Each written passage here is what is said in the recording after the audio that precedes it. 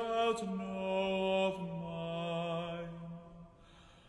Ah, Robin,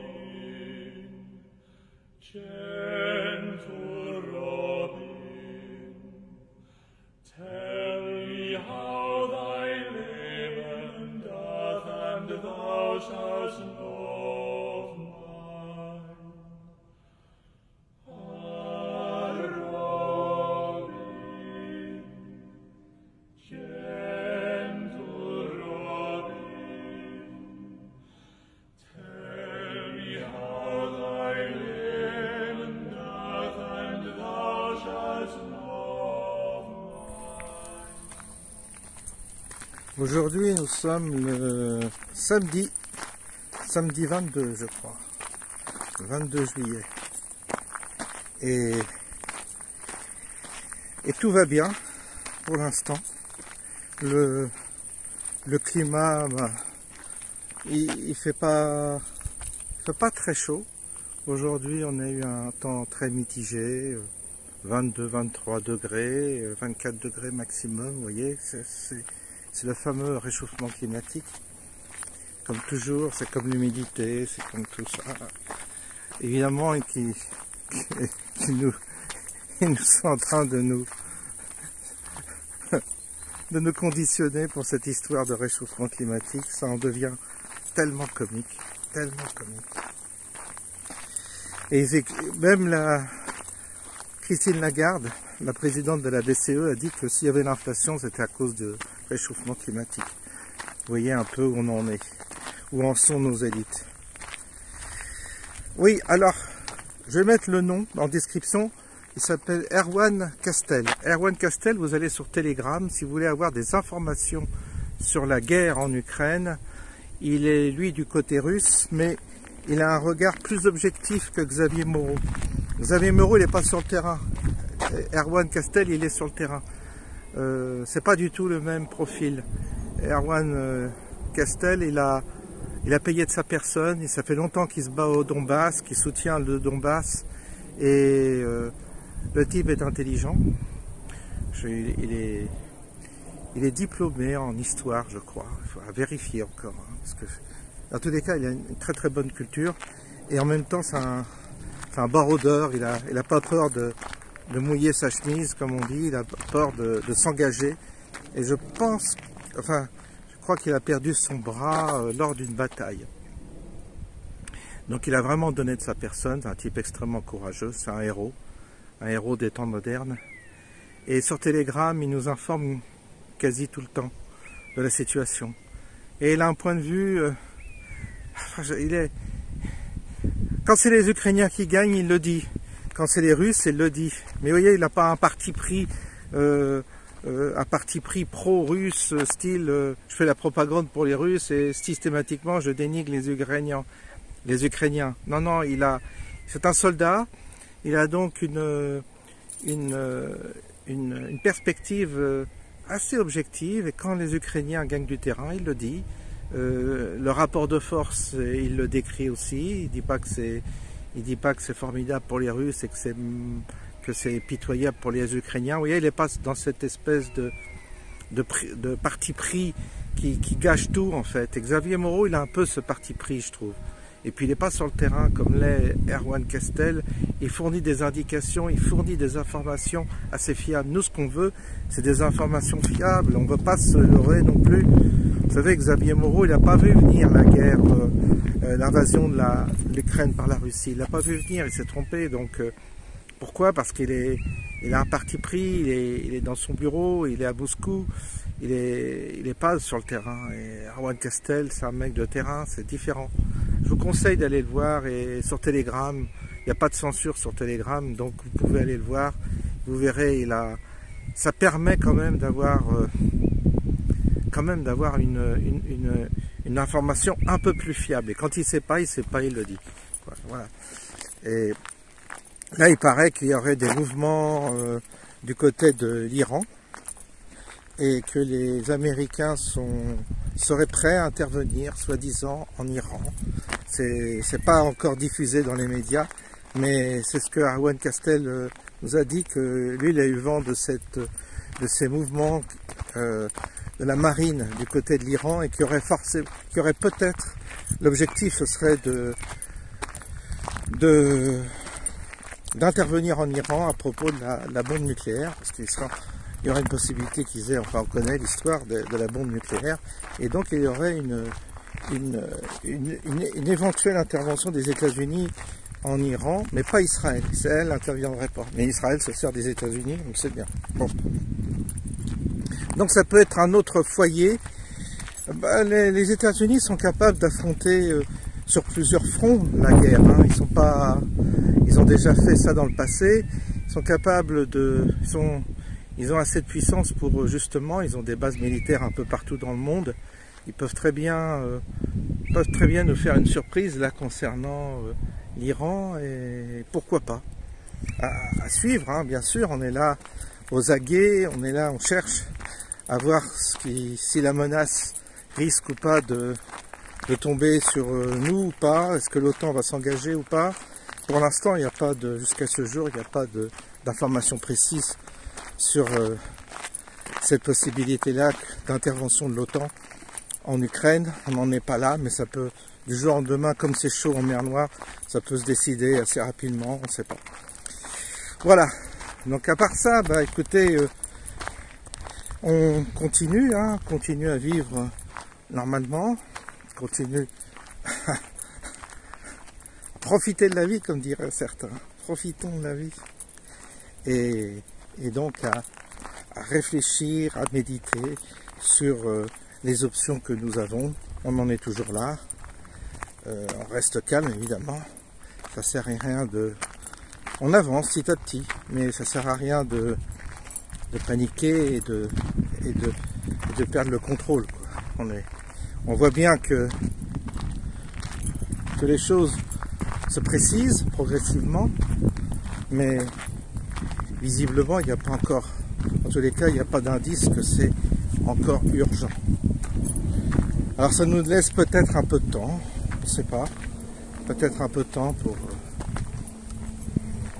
pour voir. De toute façon,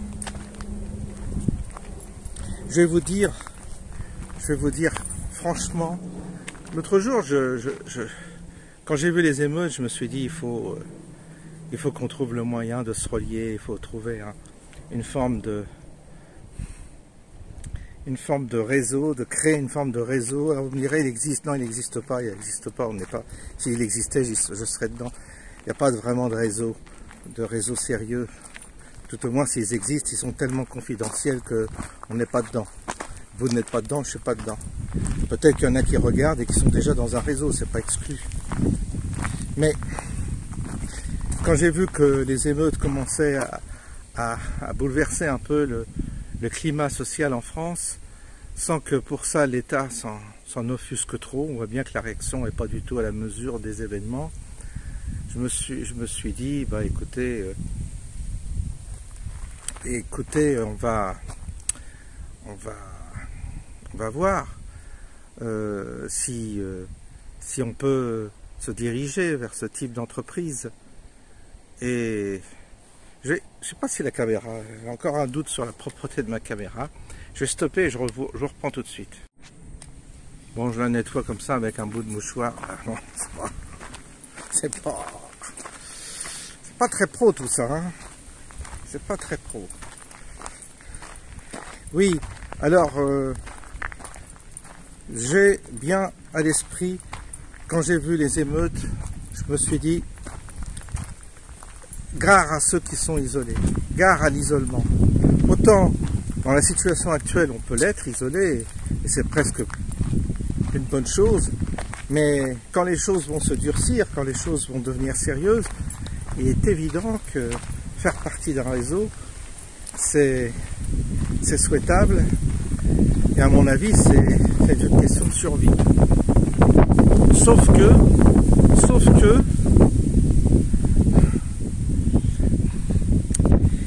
que matériellement c'est compliqué.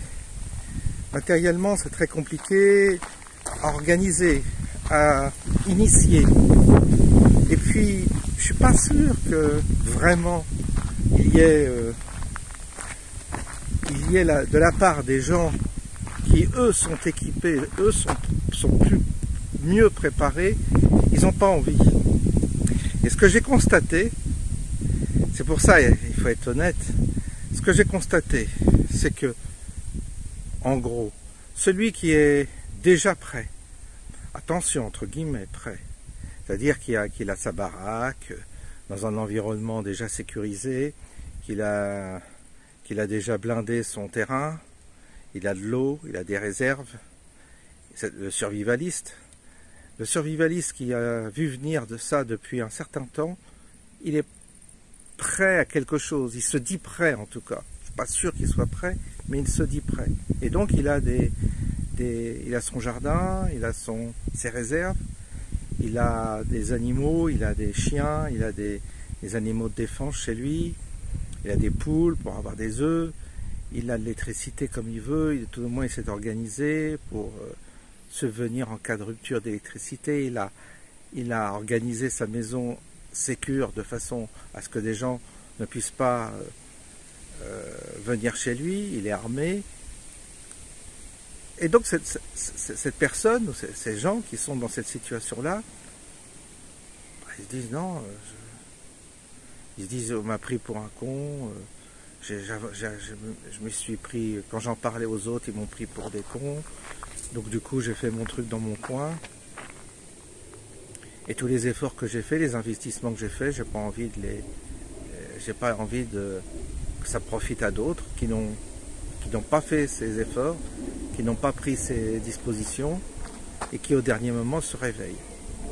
Ça c'est l'état d'esprit des survivalistes, de ceux qui se sont préparés soit à des émeutes en France, voire des guerres civiles, soit à une guerre totale dans laquelle de toute façon ils estiment que s'il y a une guerre totale, voilà, ça sert à rien, ça sera au petit bonheur la chance, certains y échapperont à la mort, d'autres succomberont, mais c'est trop compliqué à envisager une guerre, on ne sait pas quelle forme ça sera, on a du mal à imaginer concrètement, matériellement, ce que ça veut dire une guerre. L'État, on ne sait pas dans quel le gouvernement, on ne sait pas dans quelle situation il sera-t-il capable de gérer la situation, on en doute, vu les zigotos qui sont au pouvoir. Donc ce sera une forme d'anarchie totale. Il y aura peut-être des bombes qui tomberont sur les infrastructures. Ça aura quel effet? Ça produira peut-être de la guerre civile. S'il y a de la guerre civile, je suis prêt. Vous voyez, on tourne en rond. On spécule sur des choses dont on n'a pas vraiment... On n'a pas la maîtrise. Alors il y a des gens, ils prétendent savoir, mais en fait ils ne savent pas. Il y a vraiment beaucoup d'inconnus dans cette histoire. Et donc, je dirais que on est encore très individualiste. Pourquoi? Pourquoi on est individualiste? Parce qu'on a cette mentalité très ancrée en nous, très ancrée. Nous, en France, vraiment, c'est vraiment quelque chose d'extrêmement fort chez le Français, cet individualisme. D'ailleurs, on le voit, les gens, moi je vois dans la région où je suis, on vous ouvre pas facilement la porte, on vous invite pas facilement à prendre un café. Les gens sont extrêmement, ils ont leur petit clan, leur petit groupe qu'ils connaissent depuis des années. Alors là, ça va, mais ils ouvrent pas forcément. Ils s'ouvrent pas leurs portes à de nouvelles personnes et ils ont du mal à rentrer en contact avec du nouveau, et donc on a un état d'esprit, si vous voulez, qui reste très méfiant et en même temps très solitaire. De créer de la solidarité, c'est extrêmement difficile. J'ai un ami qui était à Figeac, c'est la même chose. Il a eu beaucoup de mal à s'inscrire, à s'insérer dans des groupes qui sont politisés, qui n'ont pas les mêmes opinions, voilà. Ils sont... C'est pas évident, il a tenté, mais ça marche pas non plus. Donc, il faut être honnête, ça va être compliqué. Je suis parti sur ça parce que je me suis dit, il n'y a rien à faire. Quand j'ai vu les les banlieues, quand j'ai vu les émeutes, je me suis dit, mais quand ça part en cacahuète, il faut quand même un minimum de réseau, se tenir informé, créer comme un réseau, créer une solidarité, mais je crains que ça ne fonctionne pas à cause de ce que je viens de vous décrire en termes de profil. Nous avons des profils qui sont des gens qui sont aguerris, qui sont prêts, qui se sont organisés, et ils n'ont pas besoin des autres, ils n'ont pas besoin de réseau. En gros, ils disent, non, j'ai pas besoin. Si j'ai un réseau, ça va être à mes dépens, ça va pas être à mon avantage. C'est certainement une erreur d'analyse, mais c'est l'état d'esprit. C'est l'état d'esprit que j'ai ressenti, et c'est l'écho que j'ai par rapport à l'initiative que j'ai proposée, que j'ai mis en avant, quand j'ai parlé de ce fameux projet où j'estimais qu'il fallait créer un réseau. Ça veut dire quoi? Ça veut dire que, en tous les cas, ça veut dire que pour l'instant, je dis bien pour l'instant, il ne faut pas forcer les choses. Ça c'est mon attitude, c'est ma philosophie aujourd'hui. J'ai eu tort dans le passé, quand j'étais plus jeune, de vouloir parfois forcer les choses, c'est-à-dire forcer les choses de façon à ce qu'elles arrivent. Et donc, je prenais des initiatives pour forcer des choses, et les choses n'arrivent pas. Il y a de la résistance, il y a une forte résistance. Et souvent, quand la chose résiste comme ça, moi, en tous les cas, je me suis dit, non, il faut pas forcer. Il faut attendre que le fruit soit mûr, il faut attendre que la chose vienne à nous, et non pas que nous, on force ça. Et c'est pour ça que je reste aujourd'hui dans une forme d'attentisme en me disant, bon, j'ai lancé cette idée, je vois que ça prend pas, je vois qu'il n'y a pas d'écho, en tous les cas, il n'y a pas d'écho de gens qui seraient en mesure de proposer un truc. J'ai pas de contact sérieux, ça peut être même très, comment dire, je peux avoir affaire vraiment à des fantaisistes, à des illuminés ou à des cassos, ou des gens qui veulent profiter de la situation et proposer n'importe quoi. C'est pas sérieux, c'est pas sérieux. Alors, pour ça, je suis très vigilant aussi, vous savez, parce que vous me voyez, mais moi, je vois ceux qui me voient, ils sont nombreux. Ils sont nombreux, et parmi tous ces gens qui me voient, je suis obligé d'être vigilant, prudent, parce qu'il y a de tout. Il y a des gars qui sont bien, il y a des femmes qui sont bien, mais il y en a d'autres qui sont un peu détraqués. Il y en a qui sont pas francs du collier. Il y en a qui sont dans un délire. Il y en a qui sont enfermés dans une idéologie. Et est évident que c'est normal, puisque je suis ouvert à plusieurs profils. Quand on fait une vidéo, il y a plein de gens qui vous regardent, qui réagissent, qui vous écrivent des messages. Et je vois bien que il n'y a pas toujours, si vous voulez, un comportement ou un échange équilibré.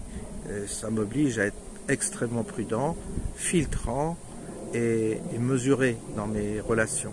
Faire attention, parce que je connais les aventuriers, et je sais que on peut tomber sur des arnaqueurs, on peut tomber sur des gens de mauvaise foi, on peut tomber sur de tout. D'où le discernement. Il faut être sans arrêt dans le discernement, sans arrêt et il faut être prudent et méfiant également. On est obligé. Mais ça ne veut pas dire que on n'est pas ouvert. Mais on est obligé d'être, surtout dans cette perspective-là, on est obligé d'être extrêmement prudent, méfiant, parce qu'il peut y avoir de tout. Et on n'est pas là pour s'aventurer ou s'aventurer dans un truc qui rendrait la situation encore plus difficile qu'elle ne l'est ou qu'elle ne va l'être. Donc il ne s'agit pas de faire d'erreurs, de faux pas, et dans le doute, je m'abstiens, dans le doute, je fais un pas en arrière et j'attends. C'est aujourd'hui mon sentiment à nouveau. Et c'est toujours bien parce que quand je lance une bouteille à la mer, je vois comment ça réagit. Je lance l'hameçon et je vois s'il y a du poisson ou pas. Et je me dis, quel est le type de poisson? Qu'est-ce que je ramasse comme poisson?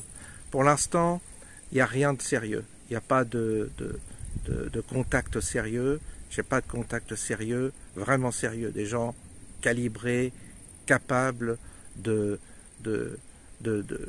d'envisager d'avoir un lieu, comme je parlais. Je me semblait que d'avoir un lieu, même à l'étranger, ça me semblait important. J'ai pas de contact de ce genre-là. Alors oui, j'ai eu des contacts, mais c'est des gens qui sont pas prêts, c'est des gens qui sont de bonne composition, mais qui sont plus demandeurs que offreurs. C'est-à-dire qu'ils demandent, eux, une protection, ils aimeraient faire partie d'un réseau parce qu'ils se sentent fragiles, ils se sentent seuls, parfois fragiles, et ils aimeraient participer à un réseau, mais pour obtenir une aide. Mais je n'ai pas, si vous voulez, la contrepartie. Il n'y a pas de gens qui, eux, sont assez calibrés, prêts et capables d'envisager ça, parce que je vous dis, ces gens-là qui sont prêts, calibrés et tout ça, ils s'en foutent. Ils sont déjà pris leur disposition, ils ont déjà leur lieu, ils ont sécurisé leur lieu, et ils ne veulent surtout pas qu'un réseau, faire partie d'un réseau qui viendrait les mettre en danger dans une situation instable. Vous voyez un peu le schéma? Donc, pour résumer, le réseau, il séduit des gens qui sont en demande. Alors évidemment, ça paraît légitime. Je veux bien faire d'un réseau, mais j'ai rien à en offrir. Voilà. Bon, ou très peu en tout cas. J'ai pas de lieu, j'ai rien. Et ils aimeraient avoir un réseau pour eux, trouver quelqu'un qui les protège. Mais de l'autre côté, il n'y a pas l'offre de personnes qui seraient capables de leur apporter cette protection, en tous les cas qui auraient envie de le faire et qui seraient prêts à le faire. Il n'y a pas cette dimension-là. Ça veut dire quoi? Ça veut dire qu'on est toujours enfermé de toute façon dans un climat individualiste, et on est enfermé dans un climat matérialiste, c'est-à-dire qu'on a une vision matérialiste des choses. On n'a pas encore chopé la dimension spirituelle. Pour ça que ce réseau, s'il existe, il doit être avant tout basé sur une quête spirituelle et sur une forme de qualité d'âme. Si on n'a pas la qualité d'âme, ça ne sert à rien. Alors, il faut peut-être commencer par là, c'est-à-dire à développer une certaine qualité, et cette qualité-là, voilà, elle est compliquée à décrire de quelle qualité il s'agit. Peut-être que vous sentez, peut-être que vous voyez où je veux en venir, mais cette qualité d'âme, elle est essentielle pour justement bâtir ce réseau s'il doit un jour exister, si un jour il doit se former. Peut-être qu'il se formera à mon insu, quelque part, sans que j'en sois, peut-être que je le rejoindrai, et je n'en serai pas à l'initiative. C'est possible aussi. C'est-à-dire que moi, je me dis, il faut un réseau, mais un réseau de personnes calibrées spirituellement aussi. C'est important d'avoir cette qualité spirituelle de façon à avoir aussi la qualité du discernement. Mais la qualité spirituelle, ça ne veut pas dire être évaporé, ça ne veut pas dire être dans une forme d'illusion cosmique, comme certains sont dans un truc, je vous dis New Age, style New Age, où ils sont dans des spéculations hasardeuses, virtuelles, et qui n'ont pas les pieds sur terre.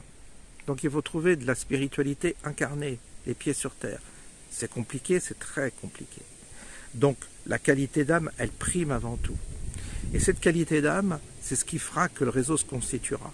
S'il se constitue un réseau, sinon on sera tous éparpillés dans notre coin, puis adieu va. Il y en a qui s'en sortiront peut-être, et d'autres qui ne s'en sortiront pas, et ce sera au petit bonheur la chance, chacun se démerdera dans son coin, c'est peut-être ce qui nous attend.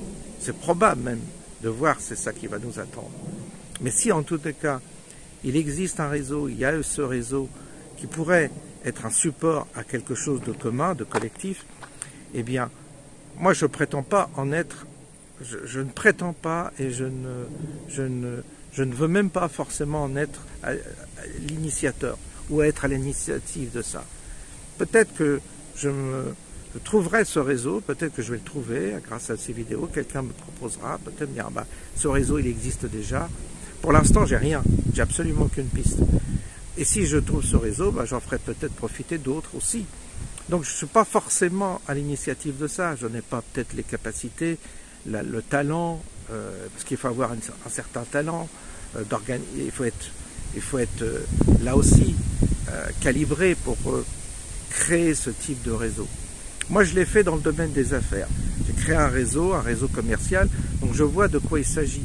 Je vois au niveau de l'organisation comment ça s'établit, comment ça se construit et de quelle manière ça se gère, puisque je l'ai fait dans le monde déjà commercial. Mais c'est pas pareil. Là, on parle d'un réseau basé en partie sur une quête spirituelle, en tous les cas sur une volonté spirituelle, une forme de fraternité spirituelle. Mais ça, c'est un mot qui doit résonner chez certaines personnes, mais c'est pas évident qu'on se comprenne sur ce sujet-là. Il peut y avoir énormément de malentendus. Aussitôt qu'on propose la voie spirituelle, ça crée des malentendus, ça crée des contresens, des contradictions, ça crée un mélange de notions mal digérées, ça crée des gens qui sont dans l'ésotérisme ou qui sont dans du dogmatisme, etc. Et on ne peut pas s'appuyer sur ce type de profil, on doit s'appuyer sur des profils qui sont, je dirais, qui sont prêts à recevoir, mais à recevoir sans a priori, sans une attente précise. Et ça, cette qualité-là, elle est très particulière. Je sais qu'elle existe, mais il faut bien la circoncire, quoi. Il faut bien la préciser. Il faut bien l'analyser, cette qualité-là. Parce que c'est de cette qualité-là qu'il faut. Et on n'en est pas encore là. Malheureusement, je vois bien qu'il faut du temps pour ce genre de choses. Beaucoup de temps. Ça doit mûrir encore. Et là, je dois dire que même si les événements se précipitent, même si les événements il y a une forme d'accélération exponentielle des événements qui nous arrivent de toutes parts, il n'y a pas forcément encore, le terrain n'est pas encore prêt pour accueillir ces âmes-là qui seraient dans cette disposition. Il n'y a pas encore ça. Alors on va attendre. Moi, je vais attendre en tout cas. Et puis, ça ne vous dispense pas, vous, de chercher autour de vous, de voir si autour de vous, il y a ce type de réseau. On ne sait jamais. Peut-être que quelqu'un aura trouvé près de chez lui, près de chez elle, peut-être que quelqu'un trouvera ce dont je parle, cette qualité-là. C'est vrai parce que on peut se faire illusion, si vous voulez, on peut se gaver même d'illusions, surtout en temps de paix. En temps de paix, en temps de facilité, comme actuellement, où les magasins sont ouverts, on peut acheter ce qu'on veut, des difficultés économiques, mais en gros, vous avez quand même tous la possibilité de vous nourrir, de mettre de l'essence dans votre voiture, vous avez l'électricité chez vous, vous avez Internet, donc pour l'instant, tout va bien. Donc là, c'est facile. On est dans une zone de facilité, une zone confortable. Mais aussitôt qu'on va être dans la zone inconfortable, là va se révéler, nous allons nous révéler, et là va se révéler les personnalités. Et je peux vous assurer, pour l'avoir déjà vécu, que quelqu'un qui est en bonne santé, qui gagne de l'argent, où tout va bien, et qui vous tient un certain discours, que vous côtoyez, cette même personne, vous la mettez dans une zone d'inconfort, vous la mettez dans une zone inconfortable, vous la mettez dans une zone de difficulté, eh bien sa psychologie se transforme complètement. Et ce n'est plus la même personne. Vous savez surtout à quelle occasion j'ai vu ça? J'ai vu ça à l'occasion du service militaire. J'ai fait mon service militaire et pour certains, c'était un choc. Pas que je me fasse piquer. Pour certains, c'était un choc. C'était des jeunes gens qui quittaient leur famille, leur milieu, leur université et qui étaient dans un autre contexte, un contexte de dortoir, tout ça. Ils n'avaient plus leur chambre, tout ça. Et c'est là que tu vois que Certains avaient un profil, certains étaient dans un... Ils étaient tous dans un schéma et ils avaient des propos qui correspondaient au lieu, au cadre de vie dans lequel ils étaient, la famille, le boulot, etc. Et puis d'un seul coup, vous les déracinez de leur milieu et ils se révèlent autres dans un autre milieu. Et certains, dans ces circonstances-là, j'ai vu que les qualités qui apparaissaient chez certains en temps dans la zone de confort, eh bien, se révélaient extrêmement mauvais, extrêmement peu fiables dans une situation d'inconfort. Je veux dire par là que les gens que vous voyez, que vous côtoyez, vous les voyez, là, ils sont dans un... On est dans le confort actuellement, hein. On est dans le confort, hein. Faut pas se voiler la face, hein. Tout va bien encore. Bah là, les échanges, les paroles, les comportements, oui, c'est facile. Mais le jour où ça va devenir sérieux, le jour où on va être dans une situation de réelle pénurie, de réel inconfort, de menace, de danger, eh bien là, vous allez avoir des comportements qui vont se révéler être l'inverse de ce qu'ils prétendent être en période de paix. C'est-à-dire que vous avez des gens qui prétendent être courageux, tout ça, qui jugent les autres. Ce seront peut-être les premiers à trahir, à vous trahir. Et tout est comme ça. Alors, peut-être que c'est justement à cause de ce facteur-là qu'il faut attendre. Peut-être qu'il faut attendre d'être en difficulté pour avoir assez de discernement et pour se rendre compte de qui est qui vaut quoi dans cette situation. Parce que ce qui est important, c'est de juger les gens en période de difficulté, pas en période de paix. Et peut-être que la piste, elle est là, peut-être que le réseau en question, ce que je vous parle, peut-être qu'on ne peut pas le faire, tout au moins l'organiser, parce qu'on est dans une zone encore trop confortable et qu'on ne sait pas à qui on a vraiment affaire. Mais vous me direz, le jour où ça va basculer, on ne pourra plus peut-être communiquer, on n'aura plus d'internet, on n'aura plus de téléphone, et ce sera trop tard pour créer le réseau.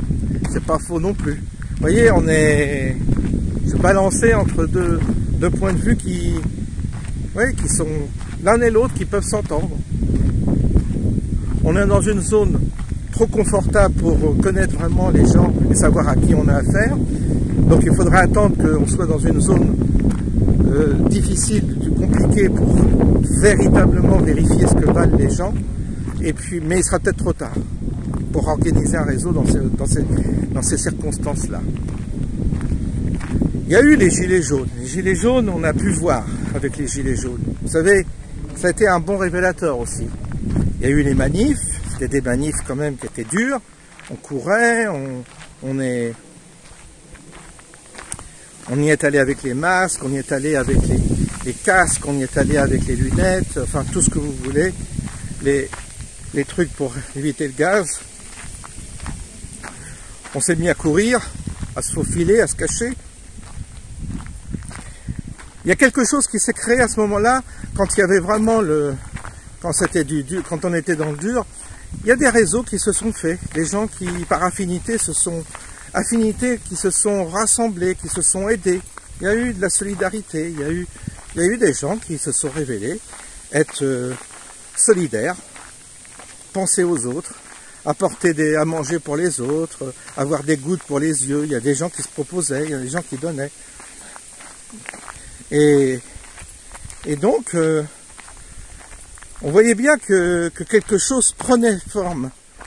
Alors, évidemment, ça n'a pas duré, parce que c'est logique, hein. Après, il y a eu la récupération par l'extrême gauche, etc. Puis ça a dégénéré politiquement, mais puis les leaders étaient en dessous de tout, enfin bref. Donc mais j'ai vu à cette occasion-là quelque chose se produire de plutôt sympathique, hein, de plutôt sympathique. Et donc on a vu, et on voyait les lâches, on voyait ceux qui avaient peur, on voyait ceux qui se débidaient, on a vu ceux qui restaient chez eux déjà, qui n'allaient pas manifester. Même si c'était instrumentalisé tout ça, mais on voyait bien, ça a été un bon moyen de tester. Et donc, déjà avec les gilets jaunes, on a pu voir, en situation compliquée, difficile, ceux qui se levaient le matin, le samedi, qui déjà bougeaient, déjà. Même si c'est instrumentalisé, tout ce que vous voulez, mais on voit déjà la qualité des gens qui se réveillent, qui partaient le samedi matin de bonne heure, qui bossaient la semaine, qui partaient. Beaucoup de femmes, j'ai vu qu'il y avait beaucoup de femmes. Je reconnais qu'il y a eu beaucoup de femmes. Et j'étais surpris de voir qu'il y avait autant de femmes. Et des femmes courageuses, hein, des femmes qui y allaient, hein, qui n'avaient pas peur. Hein. Donc, c'est peut-être ça, la clé. C'est-à-dire, on attend que ça se dégrade et on va voir en situation d'inconfort, en situation difficile, on va voir si émergent des personnalités, si des gens se révèlent et prennent des initiatives, on va voir.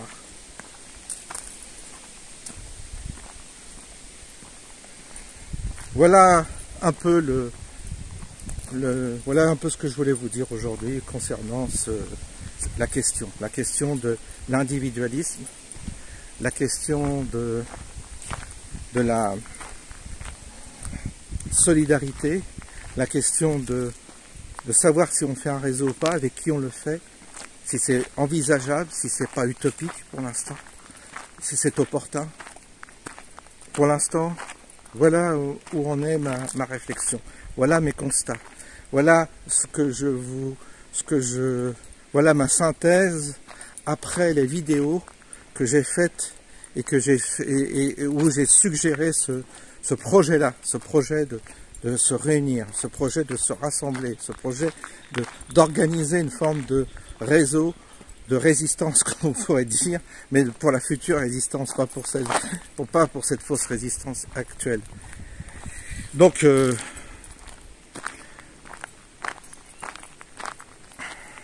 c'est intéressant d'avancer comme ça et de voir un peu, de jauger. C'est ce que j'essaie de faire sans arrêt, jauger,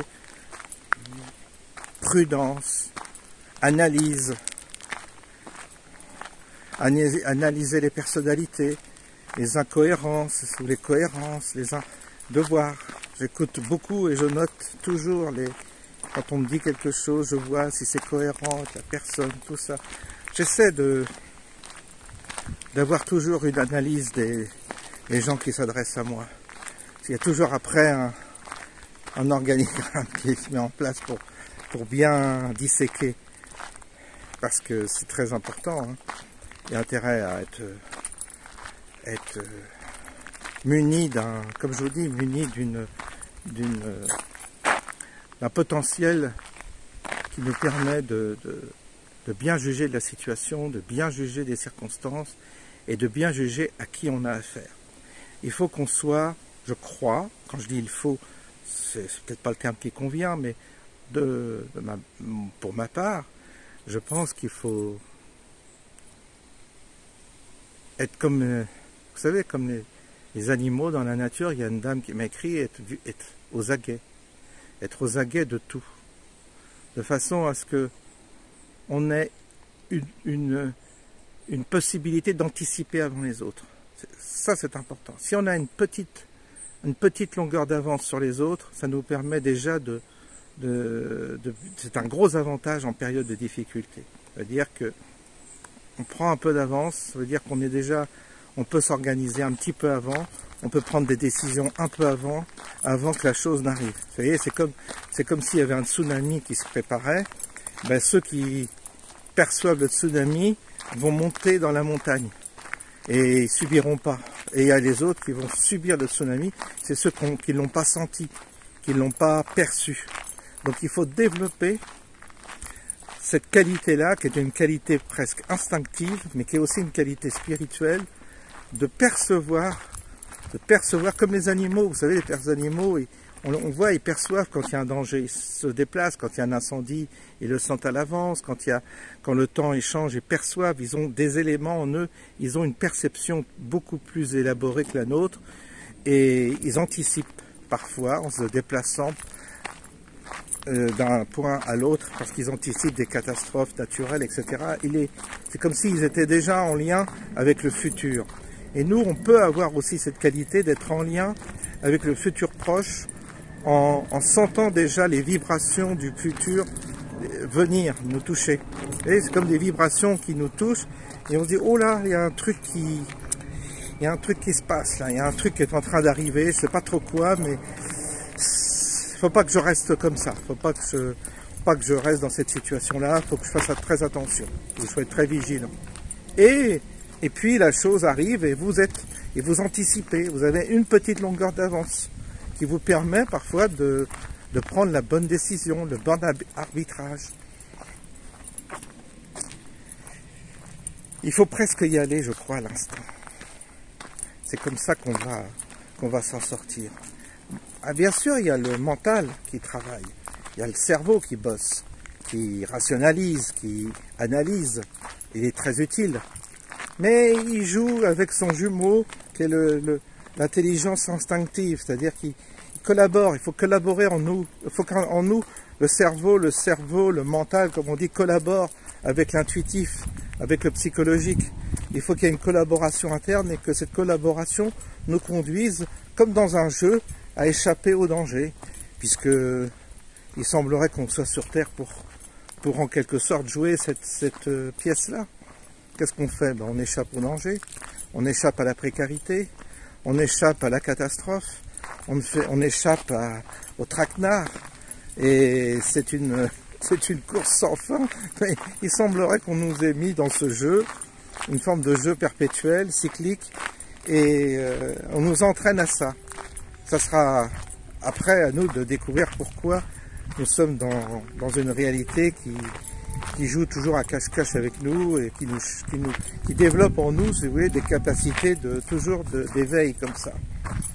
Peut-être que ça a un sens. Voilà, on va donc conclure sur ce petit point que je fais avec vous aujourd'hui. Et on se dit à bientôt pour de nouvelles aventures.